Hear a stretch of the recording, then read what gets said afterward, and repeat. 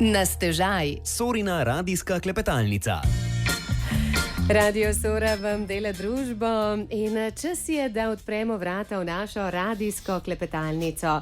Tokrat v družbi Andreja Štera, pravnika in svežega upokojenca, ki je večji del svoje službene poti posvetil reševanju ljudi iz kriznih situacij. Kako je teklo njegovo delo, kako na prehojeno pot gleda danes, kako uspešno je v svoje delo opletal neposrednost in humor, in še kakšno malenkost bomo izvedeli v nadaljevanju. Najprej pa dober dan in dobrodošli v naši družbi, gospod Andrej Šter. Ja, dober dan in hvala za povabilo.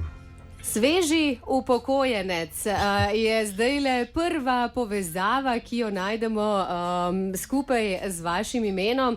Kako se zdaj počutite? Ste že v tisti fazi, ko vam zmanjkuje časa? Ne, to še ne, ampak sem pa aktivni uporabnik tiste rdeče kartice in sem zdajle v Škofjo Loko pripotoval z njeno pomočjo. Tako da se privajam, nisem pa še čisto vseh skrivnosti odkril. Zdaj, ameriški komik je nekoč zapisal, da pravzaprav se z odhodom v penzijo nič ne spremeni, samo šefa zamenjaš. Tistega, ki te je zaposlil, s tistim, ki te je poročil oziroma s katerim si se poročil. A to drži? Ja, to je pa zelo blizu resnice. Jaz sem slišal še eno tako, da je morda bolje iti na fronto kot v penzion, ker imaš možnost, da se s fronte vrneš živ, iz penziona pa se doslej še noben ni.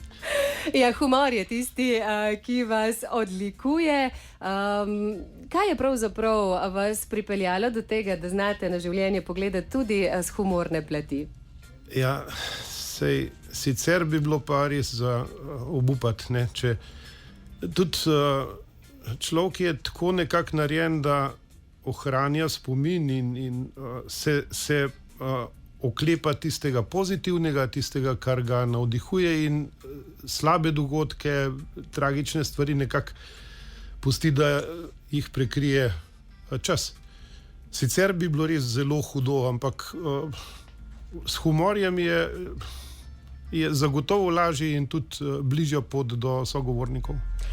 Poklic, ki ste ga izbrali, pa ni ravno humorne narave, ne? Pravo ste študirali, pravnik ste po izobrazbi. Ja, no, če bi še enkrat imel možnost izbire, zagotovo ne bi izbral tega, zato ker v vsem svojem času profesionalne in osebne aktivnosti sem zelo malokrat potreboval znanje pravne stroke. Če mi je kaj manjkalo, je pa to sposobnost in modrost, kako vzpostaviti komunikacijo s sogovornikom, sočlovekom, tudi z javnostjo. Te modrosti bi si želel več in to svetujem vsakomur, ki se odloča za kakršnokoli dejavnost, ki ni povezana ravno z laboratorijskim delom, kjer je človek sam, ali pa še kakšne laboratorijske miši. Komunikacija je tista, ki je še kako pomembna. Radi smo vas poslušali in spremljali pri vašem delu, ampak bova zdajle morda začela pri vaših začetkih. Ne? Kot pravnik, kot zelo mladi ste vstopili v politiko. Kaj vas je takrat vleklo v ta sicer zanimiv, zelo razgiban po eni strani svet, po drugi pa zna biti včasih tudi precej nehvaležen? Ja, to je bilo...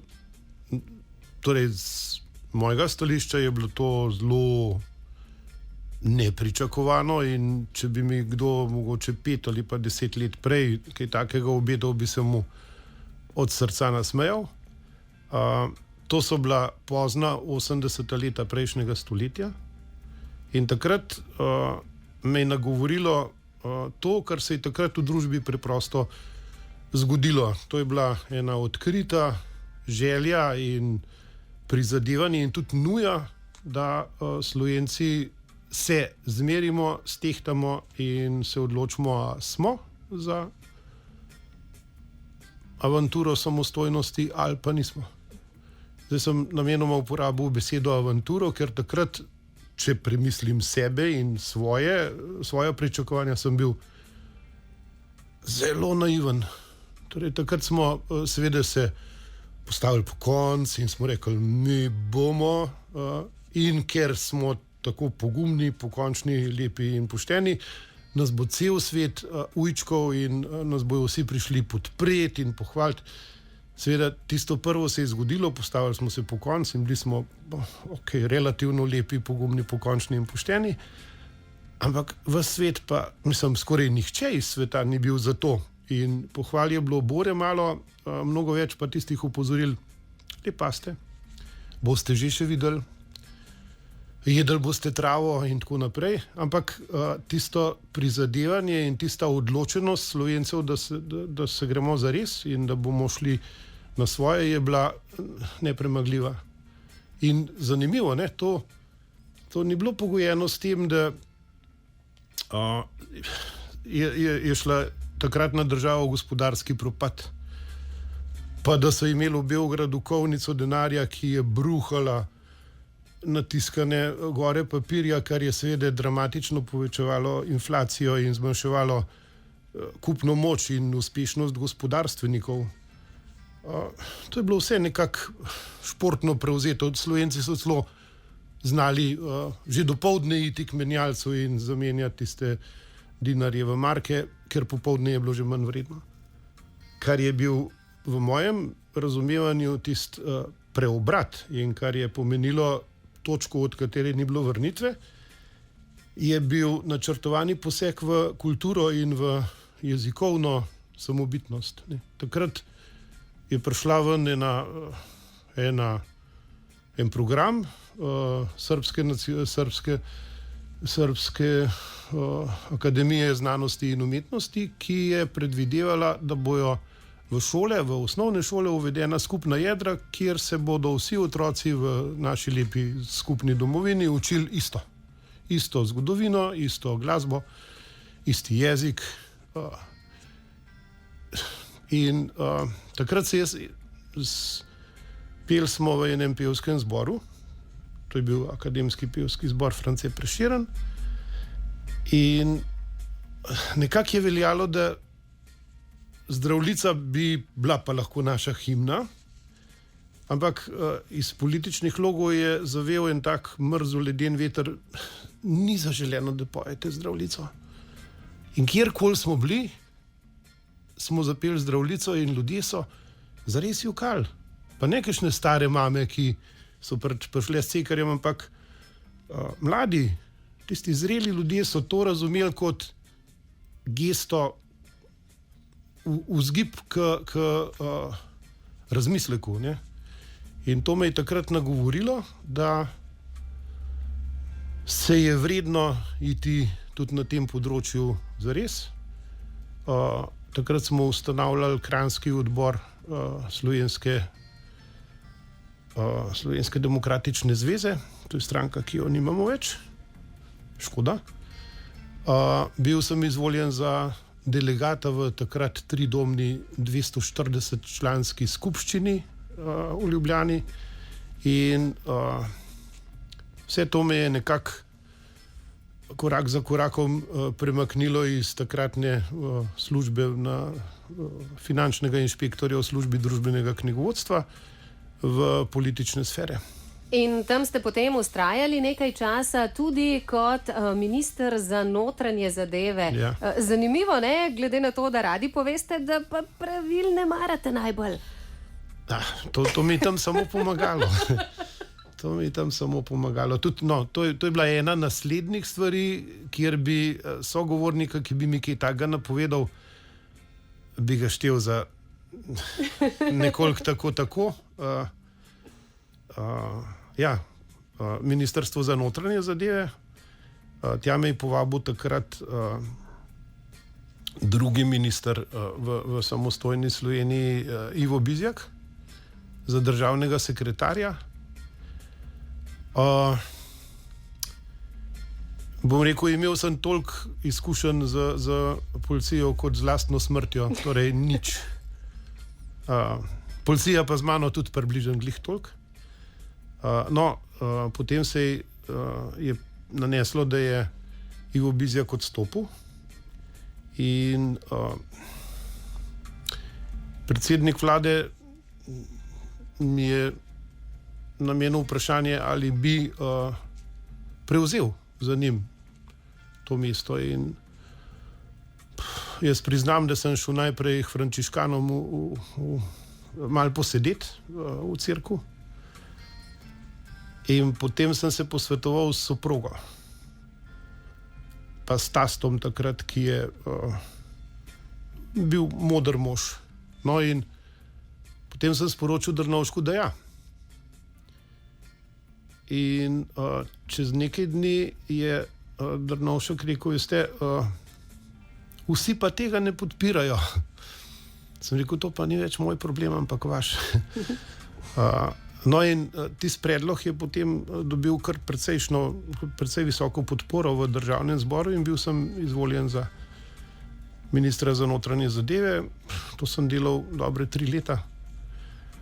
Bom rekel, čisto enostavno, to je tako kot Mahlerjeva 5. simfonija. Einmal im Leben, enkrat v življenju.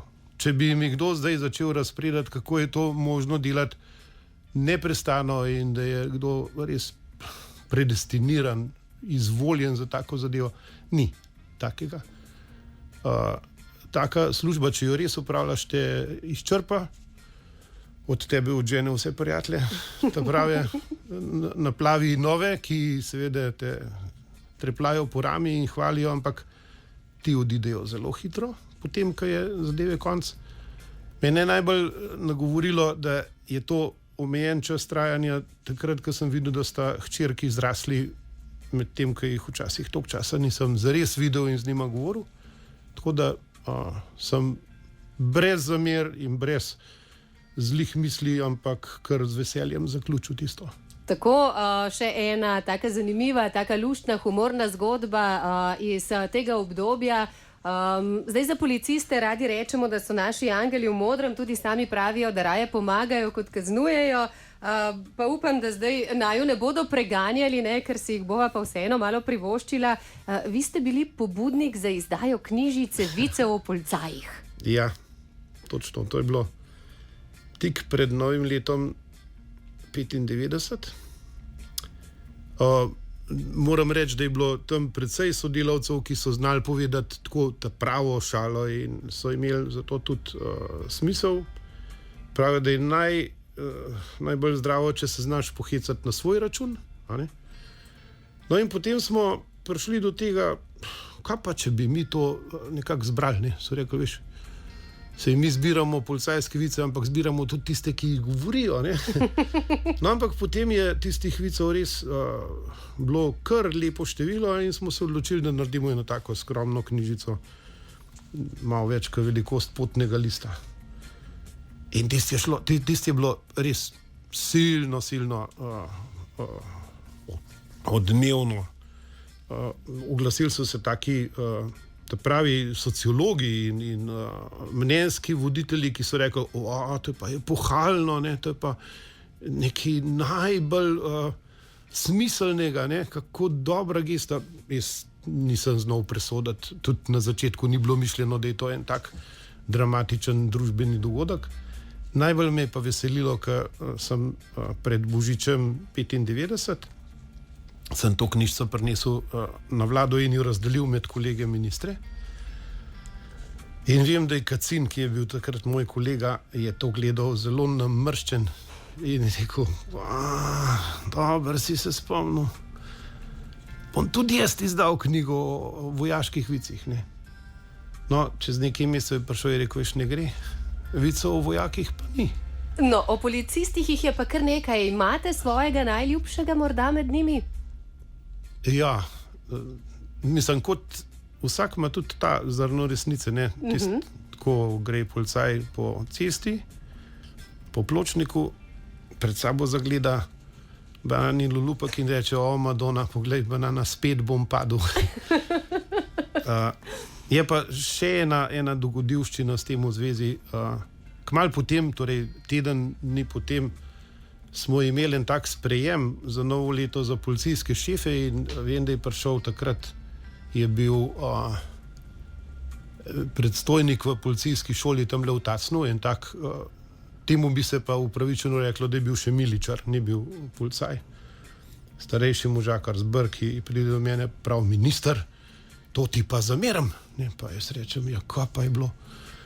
Prav ne, tole, a ti sploh veš, kaj si naredil? In meni je šlo po glavu vse sorte, da sem kje vozem ne, pa da sem šoferju naročil, da je pelal čez rdečo ali kaj si in kaj.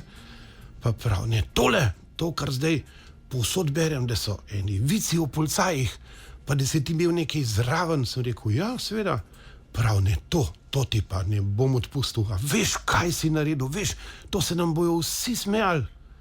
Pa sem rekel, veš, a to, ves čas sem čakal, da se bo nasmejal, da bo to obrnil hec. Ni, seveda, on je to resno mislil in jaz sem rekel, veš, lahko ti pa nekaj zagotovim.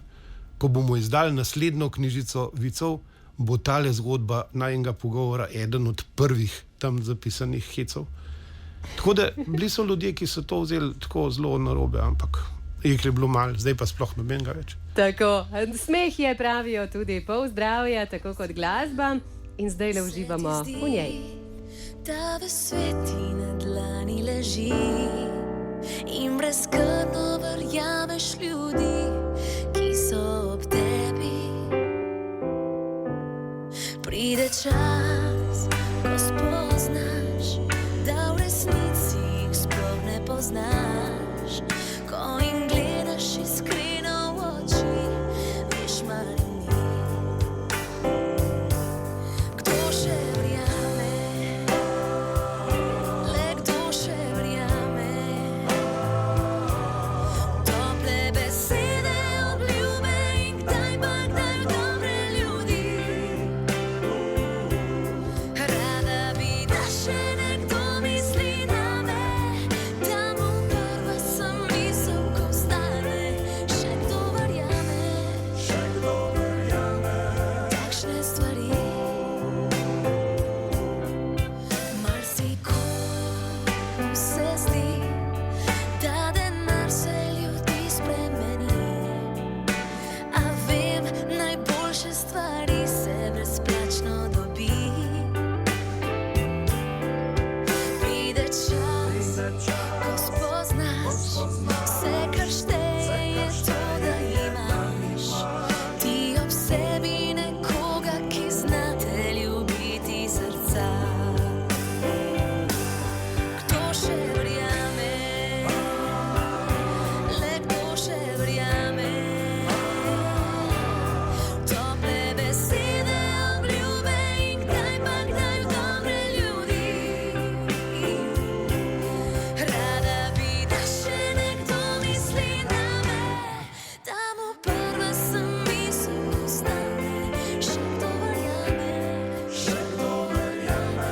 takšne stvari. Kdo še verjame?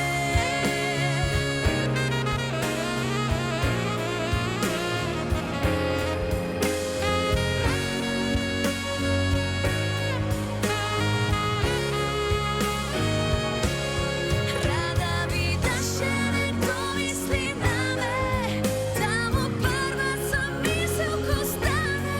Še kdo verjame, takšne stvari. Še kdo verjame, takšne stvari.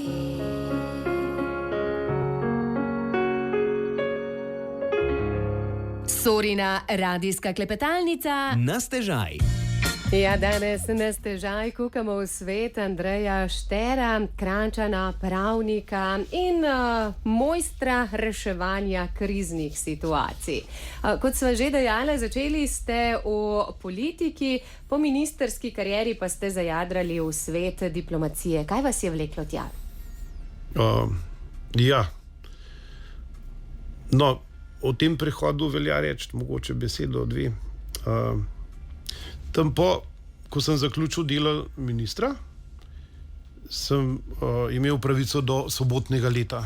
Eno leto nisem bil v službi in pokazalo se je, da tisto leto pavze je imel kar precejšen smisel, zato ker gre za eno tako prelomnico. Ne? Sicer so bile take skušnjave, so mi mene hodile, te bomo spravili na odškodninsko družbo, veš, pa boš tam namestnik direktorja. In jaz sem si predstavljal, Madonna, zdaj le grem tja, in pol leta sem na odškodninski družbi, pa je 6 let v zaporu. Tako da bil sem relativno mlad, ne? Bil sem mlajši od 40 let. In pol sem se, mislim, tisto leto pol leta ga je bilo mimo in pa me je začela soproga doma tako, veš, zdaj bi bilo pa že cajt, da greš le, se te ni več za prenašati, pejt že nikam, pejt. In pa sem se jaz spomnil, da sva se enkrat videla z takrat še veleposlanikom slovenskim v Bonu, doktorjem Frlecem, in sva se zmenila, takrat on veleposlanik, jaz minister, da se bova kadarkoli dobila na kavi. In jaz sem si tisto nekako zamislil tako, da se bom najavil k njemu in na kavo in je takoj sprejel in potem tam sediva, prav ja, kje pa ste zdaj, sem rekel, ja, pravzaprav nikjer, ne, prav kako nikjer. In mu povem, da kjerkoli se menim za službo, planejo v huronski smeh in rečejo, no, ta bi bila pa dobra, da bi prišel sem, pa ti si bil vendar minister za notranje zadeve. No in s doktorjem Frlecem sva se čist resno pogovarjala o tem in rekel, veste kaj, vi imate znanje, ki ga mi zdajle, takrat so bile priprave na pogajanja s Schengenom in z Evropsko unijo. In rekel, mi povsod naokrog iščemo to znanje, če ste za to pridite k nam, vi ste zelo dragoceni za nas. Ne? In potem sem res se zaposlil v Ministrstvu za zunanje zadeve, na referentskem mestu, in to ni bila kazen, jaz sem si nekako predstavljal, da če zdaj pridem tam za zelo visok, ga bo rekel, no, še en politikar, ki ga je pač naplavljal, takole. In mi ni bilo nikoli žal, ne? Ker sem kako ne rečem, po celi lestvici se uspenjal navzgor, pa zelo me je veselilo, da tisto področje, za katerega sem se odločil, ima zelo malo z diplomacijo. Ne. V glavnem so to legalne migracije, pa kredibilnost dokumentov. Tam se je pokazalo, da se tudi kolektiv, ki se je s tem ukvarjal, postavlja na novo. Imel sem srečo, da sem praviloma bil s kolegi, ki so res izjemno dobro obvladali svoj del posla, pa tudi po človeški plati so bili dovolj odprti, da so gledali tam enega malo po stran, takole najprej, pa so me tako hodili gledati, kaj češ, Madonna, kaj pa ti tle delaš, kaj pa je s tabo narobe, a ne?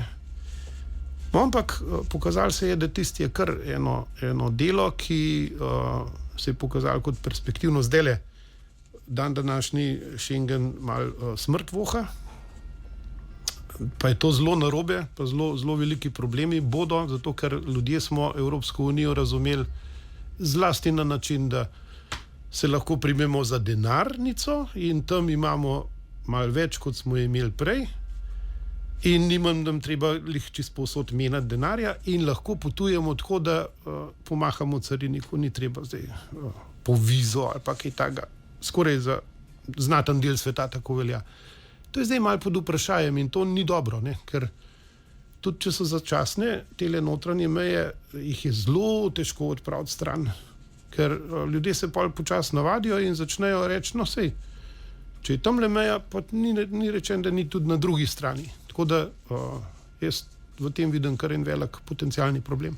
Tako se bomo še ukvarjali z mejami in omejitvami, ki pa za vas lahko rečeva predstavljajo izziv oziroma so predstavljale izziv, saj vas poznamo kot dolgoletnega vodjo konzularnega sektorja na zunanjem ministrstvu, kot človeka, ki je znal rešiti tudi najbolj zamotane situacije, ki so se pripetile našim sodržavljanom v tujini. Kakšen izziv, kako zahtevno, kako stresno pa je bilo vaše delo? Ja, torej, večino časa je bila bolj kot ne rutina, ne? To so taki duhamorni postopki, kaj treba narediti, da potrdiš listo mesnih izdelkov, ki jih izvažaš v Libijo ali pa kaj podobnega. No, V vsaki situaciji se pa zgodijo tudi tiste nepričakovane stvari, saj veste, kako je. Pozabimo, da nam je potni list potekel in danes popoldne pa grejo otroci tam, boh ve kam, na mizni tenis igrati pa rabijo. In take izzive imam pa je zelo rad, ne, ko je treba nemogoče stvari preobrniti tako, da so mogoče. Pri tem mi je zelo pomagalo, da sem že toliko časa na svetu in da sem delal v takih službah, da me je zelo težko prepričati, da nekaj ne gre, če vem, da gre, ali pa da bi lahko šlo. Pa toliko časa sem že tle v Sloveniji, da skoraj ni človeka, ki ga ne bi poznal. In mi ni bilo težko tudi koga poklicati in reči, poslušaj, tudi če si na dopustu, ne, naroč svojim, da bojo zdajle odprli vrata in sprejeli tistega, ki spredaj sopiha, zato ker je smiselno, zato ker včasih je bila pozabljivost, včasih je bilo to, da je bilo treba koga zares od kakšnega nedonošenčka peljati na Češko z inkubatorjem, včasih so bile kakšne naravne nesreče, večinoma je bilo pa povezano s tem, da državno upravo lahko dojemamo kot tisto, kjer ljudje sedijo in čakajo, da problem potrka na vrata, in če ne potrka, potem ga ni in nas pač ne briga in ob pol treh ali pa pol štirih recimo zaklenemo vrata in odidemo domov. Ali pa državno upravo in birokracijo vidimo kot tisti sistem, ki je zato, da je ne samo tu in se dela, da dela, ampak da je tudi inventiven, samozavesten, da ve, da zna in tudi zmore, a ne? In pol birokrat neha biti zmerljivka, ampak je to ena od dejavnosti, ki omogoča, da vse drugo tudi deluje. Ni nadrejen drugim, ampak je v isti vrsti, kot je recimo zdravstvo, šolstvo, gozdarstvo, obrtniki, vsi se morajo zanesti, da bo tudi ta podsistem dal svoje od sebe. In jaz mislim, da se skoraj brez izjeme da vedno iskati rešitev in če jo iščeš, jo tudi najdeš. Vi ste bili te sorte birokrat, ki je vedno našel rešitev v še tako nemogočih situacijah. Zdaj v vseh preteklih letih se je nabralo zelo, zelo veliko zgodb. Verjamem, da bi lahko napisali kar nekaj knjižnih uspešnic v nadaljevanjih. Pa vendarle, katere so tiste zgodbe, ki vam bodo morda ostale najbolj v spominu, ki so se vas najbolj dotaknile ali pa vas morda po drugi strani najbolj zabavale, pa se ob njih še danes do solz nasmejite? No, mislim, moram omeniti eno dogodivščino oziroma en dogodek, pri katerem smo intenzivno sodelovali tudi z enim škofjeloškim podjetjem, z Odejo in s takratno direktorico, ki je zdaj že šla v penzion, ne? Ker ne moram omeniti imena, se zanesem, da vaši poslušalci vedo, kdo je to. Torej, s to direktorico se poznava in zgodilo se je, da je bil v Pakistanu potres. In potem je stekla tista stara, že zlajnana, joj, kako bi mi pomagali, če bi mogli, ampak ne moramo in bi poslali tudi kaj, ampak veste, do tja je toliko težko spraviti, pa bi šli reševalci s psi, ampak ne morajo zato, ki je to tako daleč, pa kuške bi zebali, pa kdo jih bo pelal, pa tako naprej. In takrat smo se s kolegi odločili, da bi probali vendarle kaj narediti, ne, to je bilo po zimi, to je bilo visoko v hribih in smo rekli, nič tam, če jim kaj manjka, jim manjka pa Odej. In potem vem, da sva se gospo slišala tle iz Odeje in sva se zmenila, koliko bi bilo narediti eno tako prešito Odejo, ki se z enostavno zadrgo da tudi v spalno vrečo narediti. Strošek je bil zelo majhen, mislim, da je bilo 4 evre, po moje, material in tista, kar je bilo šitja. In smo se zmenili, da bomo dali možnost, da vsakdo, ki prispeva 4 evre, kupi eno Odejo s tem. In tistih Odej je bilo znansko veliko, ne. Potem je bilo, seveda, hkrati je stekla akcija, kako to spraviti v Pakistan, ne. In vem, da so se kolegi iz iz NATO-vega oddelka so se povezali s tistimi v Bruslu, ki so rekli, pa sej to bi bilo možno, to bo en Herkules, veste, tisto veliko avion, ne?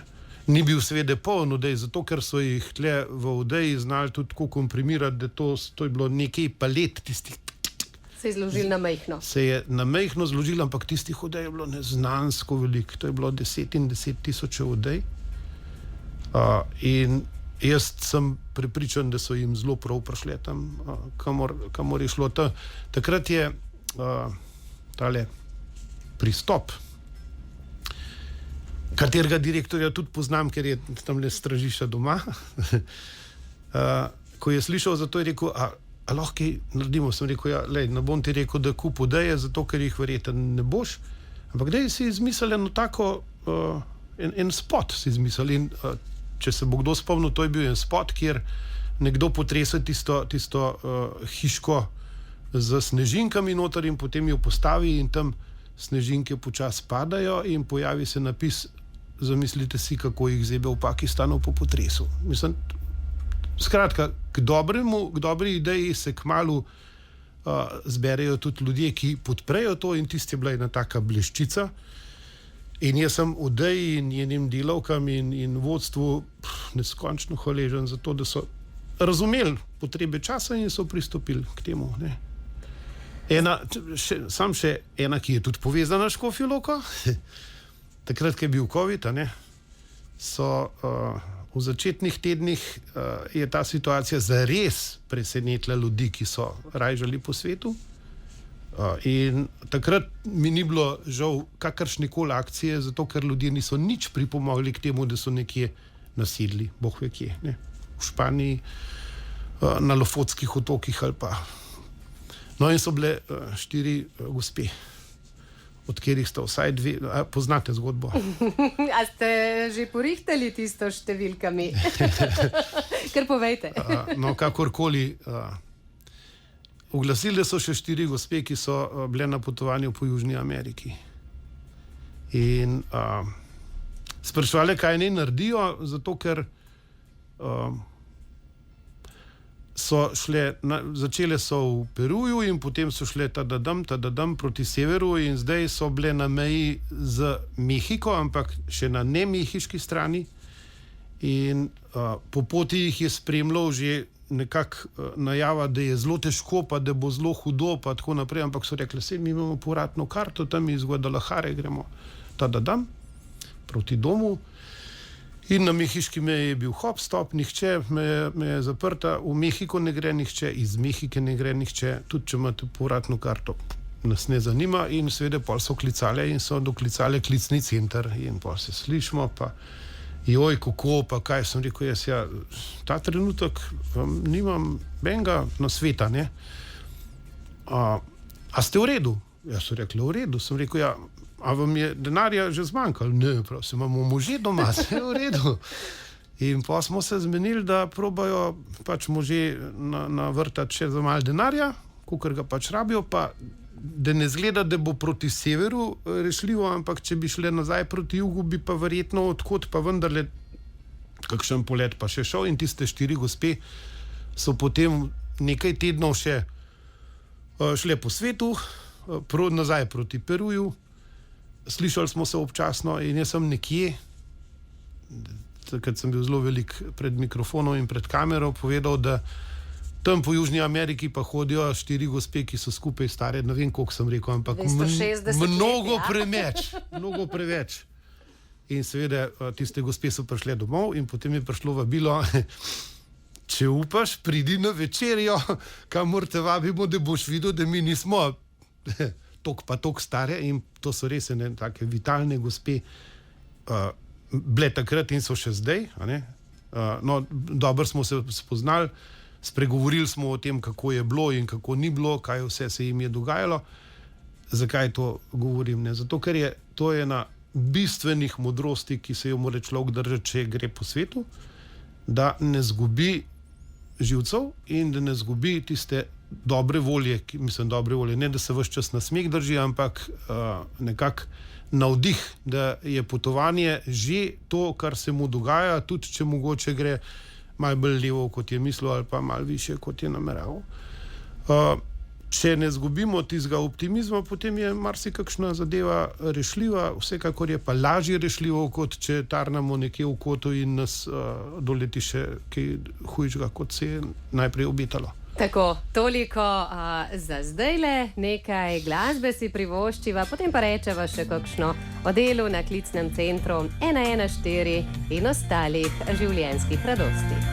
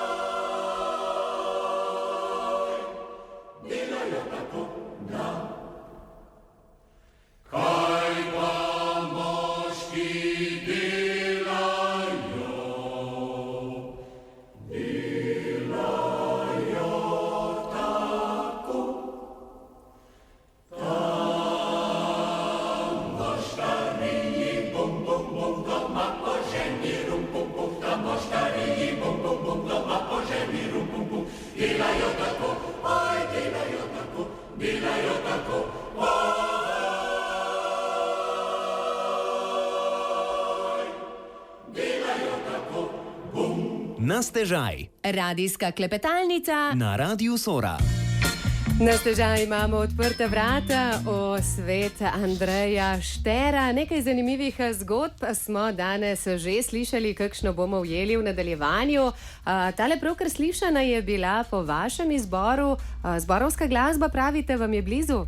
Ja, zborovsko glasbo zmeraj rad poslušam. Včasih sem jo tudi aktivno doživljal kot član zbora. Mogoče spet nastopijo taki časi, ker za resno petje v zboru si moraš vzeti čas in ne biti tisti, ki se samo šlepa. Ampak to je en lep način preživljanja časa za mladega človeka, je pa to, vsaj v mojem primeru, bil tudi način socializacije. Pač odgovornost, redoljubnost, pa tudi zabava in žur. Morda pa bo zdaj v penziji spet čas tudi za to. Preden se dotakneva zdaj novih ciljev in izzivov, morda še besedico ali dve o vašem delu na klicnem centru 114. Že leto pa pol nazaj ste razmišljali o penziji, potem pa je prišel nov izziv, ne? In nove zgodbe na domačih tleh. Kakšen izziv pa je bilo delo na klicnem centru? Kako je bilo spremljati pa reševati tudi zelo, zelo težke zgodbe poplavljenih družin? Ja, to je ena zelo zanimiva izkušnja. Torej, preden se je tista tragična naravna nesreča zgodila, sem bil jaz močno prepričan in sem tudi tako zelo realno imel vse pripravljeno za odhod v penzijo tam v jeseni, zdaj že predlanskega leta. Imel sem vse pogoje, v konzularni službi sva s kolegom, ki zdaj vodi tako čist regelrecht predala posle, in to je bilo v dogovoru, to ni bila kakšna, ker sem jaz sprašal, zdaj so te pa odrezali, ne? In sem rekel, ne, to je normalno, sej jaz se čutim kot tistega, ki je iz analognega časa, in v digitalni dobi se nisem več najbolje počutil. No, ampak potem pa se zgodijo tiste poplave in tamle v Stražišču nismo bili glih najbolj prizadeti, ampak že povsod naokrog slišiš srce segajoče zgodbe, vidiš ljudi, ki so mogoče izgubili vse, ki imajo eksistenčne probleme. Pol je pa prišla pobuda, da torej načrt je bil, da se ustanovi klicni center in nekako me je to spomnilo na tisti klicni center oziroma način dela, ki smo ga imeli v času COVID-a. In dobil sem predlog, da bi se vključil v klicni center. Moram reči, da me je zadeva zanimala, zato ker je razlog je bil tukaj drugačen, tle ni bila epidemija, ampak havarija zelo velikih razsežnosti, ampak model delovanja je pa zelo podoben. Ne. Par razlik je bilo. Ne. V času COVID-a so bili tam v glavnem študentje medicine, ki so odgovarjali na vprašanja, razen za potovanje čez mejo, tam smo bili s kolegi iz konzulare. Tukaj so pa nekako nagovorili, sicer je bilo rečeno, da so to v glavnem prostovoljci, ampak bili so prostovoljci na način, no ti boš šel, pa ti boš šel, pa ti boš šel. Prostovoljno določeni. In so bili to državni uradniki iz različnih služb. Jaz se spomnim, da prvih dni nas je tam sedeli njih 60 in še več. Ne. Večinoma so prišli do mene, ker sem bil nagovorjen, da tisto vodim, ampak namenoma govorim tisto, ker je bilo tisto čist brez oblike in brez neke organizacijske strukture. Večina je prišla do mene pa je rekla, veš, jaz sem tle samo za 2 popoldneva, ker mi je šef rekel, pejt tja, jaz moram enega poslati, ampak pol pa priti kmalu nazaj, ker imamo zate delo. Ne. No, ampak ko se je, torej imeli smo ne polna 2 dneva za priprave, in potem je prišel predsednik vlade in povedal, da zdaj s tem trenutkom se pa odpira klicni center, številka 114 deluje, če ima kdorkoli kakšno vprašanje, naj kar pokliče, pa bo vse zvedel. In seveda vprašanje je bilo wow. In mi smo odgovarjali približno tako wow. Moram reči, da na začetku je bilo tudi velik del tistih, ki so preprosto preizkušali, če to res deluje. Tudi mogoče marsikdo od vaših kolegov, novinarjev je poklical, pa snimal. Ne. Bilo je potrebno ljudi pripraviti zlasti do tega, da ni nič hudega, če ne vemo odgovora, ampak da moramo povedati, lejte, vas bomo poklicali nazaj, zato ker se moramo zdaj pa povezati s tistimi, ki odgovor imajo. In odgovor v teh primerih smo iskali pri različnih službah državne uprave. In to je bil glavna težava pri poslu. Ne. Državna uprava je bila v najboljši maniri tistega, kar so prej rekli, da ne sme biti. Ne. V glavnem smo dobili odgovor, kaj? 30 dni imamo za odgovor po zakonu o upravnem postopku, ne nas klicati, mi imamo toliko dela, da nič ne moramo. In tam je nastopila moja naloga, ker sem jaz pač sprejel tisto, da če se bo treba pa prepirati ali pa komu povedati, da ne zmore svojega dela, bom pa jaz to. Ne? In jaz se zelo rad prepiram. In sem tudi tukaj ubral tisto taktiko, da recimo ena gospa iz ene savinjske občine je povedala, da ona pa že ne bo tako delala, kot so ji tam v Ljubljani naročili, da ona pa že 30 let tako dela in bo tudi naprej tako delala. In pa sem jaz tisto gospo poklical in sem rekel, veste, jaz bom zdaj poklical vašega šefa in mu bom svetoval, da vas premakne nekam, kjer sploh telefona ne bo. Boste že kaj delali, ampak za tole delo vi niste. Veste, vi ste sebi v sramoto, pa svojemu šefu v sramoto, ampak tudi nam ste v sramoto. Mi ne moramo reči, da povsod druge gre, tamle v vaši občini pa ne gre, zato ste se vi takole naprdali. In potem sem res poklical tistega župana in tisto gospo je zares predstavil. Jaz upam, da mi ne zameri ne ona pa ne župan, zato ker je bilo res potrebno včasih ugotoviti, da po starem ne gre. Ne. Pa niso bile občine edine, ne. Je bilo tudi na ministrstvih zelo dosti takih služb, ki so bile preprosto preveč pod preizkušnjo. Recimo agencija za ceste, pa agencija za vode, pa oziroma ne agencija, direkcija, obe sta direkciji, ali pa kakšno ministrstvo, ne. Se je pokazalo, da v kakšno dejavnost preprosto desetletja nismo vlagali. Ne. Ni bilo niti mašinerije, niti denarja, niti kadrov in kar je zlasti moteče, niti znanja. Ne? In so se mogli šele ekipirati. Ne?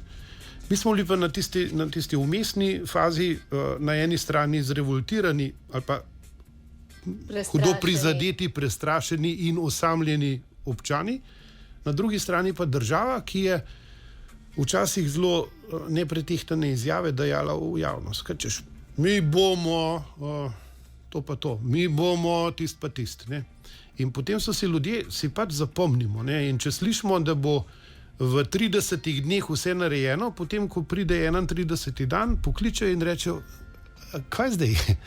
Je čas, da je to. In mi smo potem to nekako reševali na način, da smo vsa ta vprašanja nekako posredovali tistim, ki so bili dolžni dati odgovor in jih občasno zbadali. Povedali smo, da 3 delovne dni od vprašanja je skrajni čas, da dobimo tudi odgovor.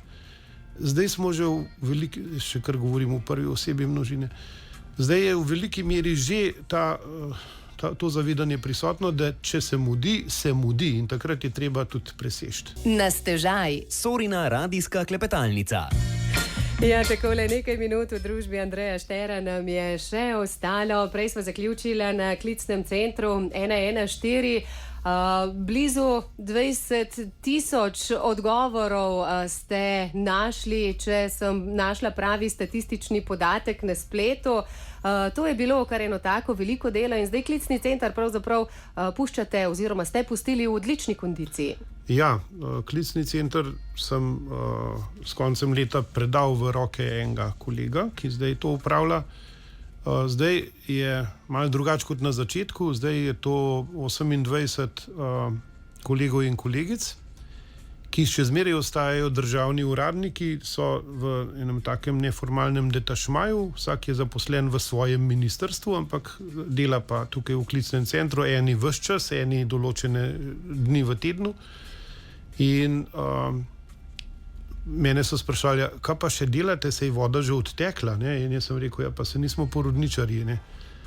Tudi če je voda odtekla, ampak težave so pa še zmeraj tu, ne? In ljudje so v stiski, kako bodo preživeli zimo, ljudje so v stiski zato, ker ne vejo, a bojo uspeli streho obdržati, tako da ne boš udrl skozi, zlasti je prisoten strah. Pa veliko je takih, ki so ostali sami in na robu. Ne? Tudi če niso stari, ampak veste, družina, ki ne ve, ali bo še zmogla otroke pošiljati v šolo, ali se bojo morali spet nekam seliti. Torej, teh osebnih in družinskih travm je nešteto. In mislim, da je prav in da je nujno, da se jim posvetimo vsi in da tudi država najde. Veste, to ni več intervencijska faza, kjer bi šestan rekel 1, 2, 3 in potem zagrmijo stroji in grejo vsi pomagati. To je zdaj redna dejavnost države. Vsa ministrstva, od Maljevca do Mesca, do Bratuškove in do Novaka, vsi morajo vedeti, da je to njihova naloga. In to je tudi poslanstvo klicnega centra, da ne odneha in pove, da zdaj je pa treba tole, zdaj je pa vprašanje to. Zdaj konkretno je vprašanje, kateri stroški so upravičeni, da so poplačani iz tistega avansa, ki so ga poplavljenci dobili. In tle je seveda zmeraj treba z eno stroho zdrave pameti pristopati k temu, a ne? In človeka zlasti poslušati in vedeti, kaj je zdaj njegovo vprašanje in skušati najti en odgovor. Ne da oblepšujemo situacijo, ampak tudi ne, da sejemo črnogledost in povemo, vse je propadlo, vsi bomo pomrli. Bomo, ampak do takrat je pa prav, da si pomagamo, da bo to čim kasneje. Tako, da še kaj lepega naredimo, kaj lepega doživimo.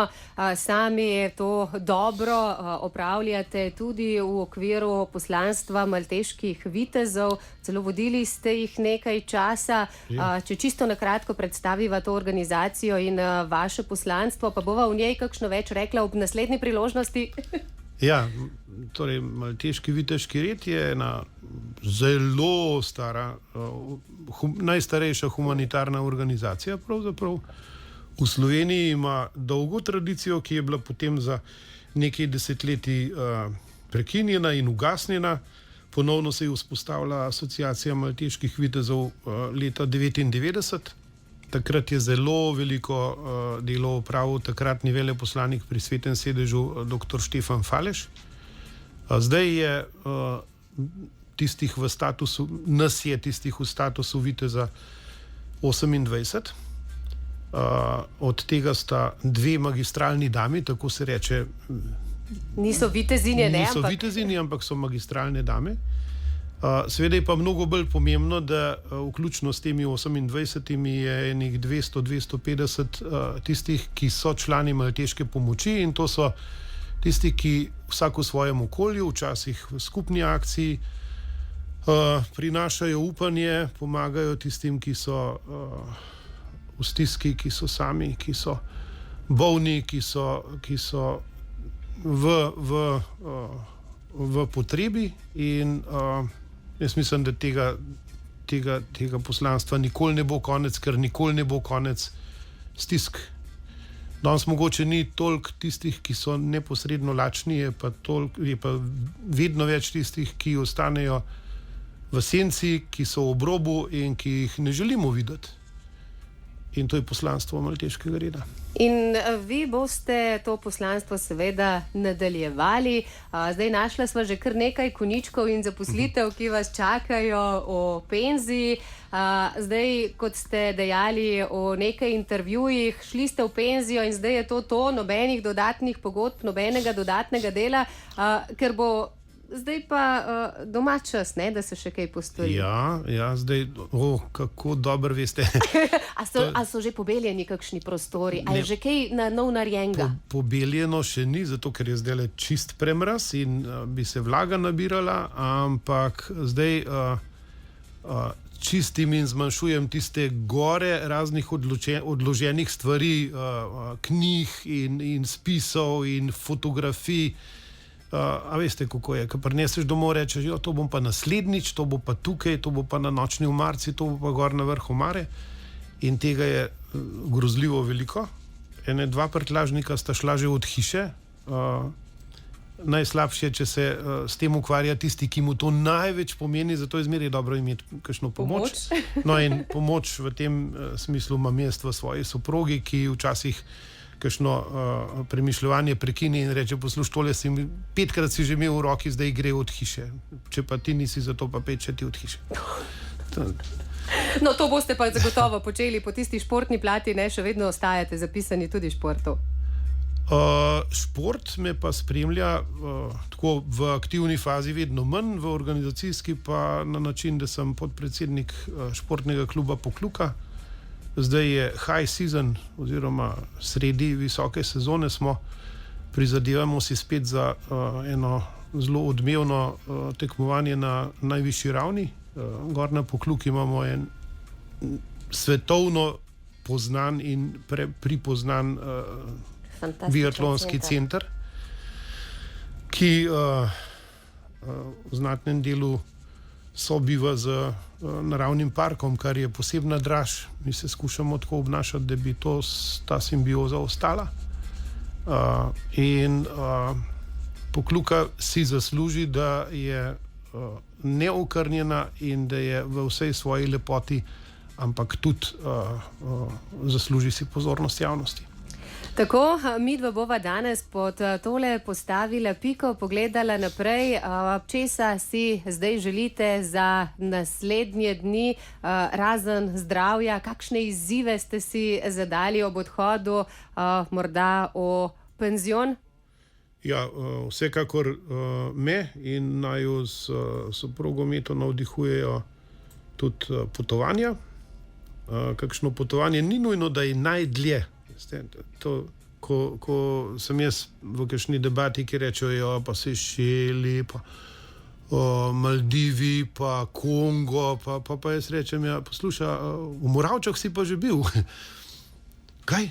V Moravčah? Zakaj? No, sem rekel, pejt, ne, pa boš videl, Limbarska gora, pa veš, pa dober šnops gor, pa tako naprej. Mi imamo včasih biserčke tik pred nosom, pa jih ne poznamo, ne želimo videti, pa se splačajo, ne tako, mogoče tudi peš od doma ali pa mogoče je ne pol ure z avtom, pa potem malo se prešvicati, na Možica zlest ali ali pa kam, nekam, kjer je res lepo. In naj vam bo lepo v prostih dnevih. Zdravja vam želim in vsega dobrega, pa verjamem, da še kdaj na druženje pred našim mikrofonom. Ja, hvala lepa, vse dobro tudi vam, vašim poslušalcem in nasvidenje. Srečno!